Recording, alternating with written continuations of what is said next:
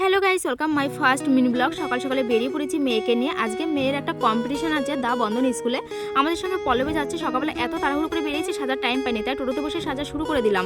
এখানে অনেকেই ছিল, বাট লজ্জাখানা ভয় তিন থাকতে নয়। এখানে মামুনি দেখো প্রচণ্ড ঠান্ডা লেগেছে। তারপর ডিগডিগ করতে করতে আমরা চলে এসেছি দা বন্ধন স্কুলে। এসে তো আই এম অবাক, খুবই সুন্দর স্কুলটা, আমার ভীষণ ভালো লেগেছে। তারপর দেখো আমরা ভেতরের দিকে যাচ্ছি, আর এসে তো আমরা অনেক বড় বিপদে পড়ে গেছি, কারণ স্কুল থেকে বলা হয়েছিল বাইরে থেকে ড্রেস পরে নিয়ে আসতে হবে, এখানে এসে রেডি হতে হবে, কিন্তু সবাই দেখি নাচের জন্য রেডি হয়ে এসেছে। আজকে পল্লবী না আসলে জানি না আমার অবস্থা কি হতো, আমার মনে কান্না করতে হতো বসে বসে। তারপরে আমি দেখতে এসেছি মাম্মার নামটা কত নাম্বারে আছে। আর স্কুলটা দেখো পুরোটা, এই যে খুবই সুন্দর স্কুলটা, কিন্তু ভেতরটা ডালমে কুছ কালা হে।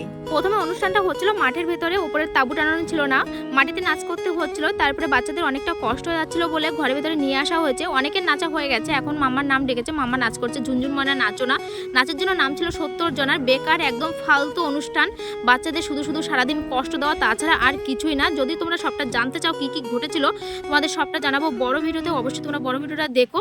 তো এখন আমরা বাড়ির দিকে যাবো। সবাই ভালো থেকো, সুস্থ থাকো।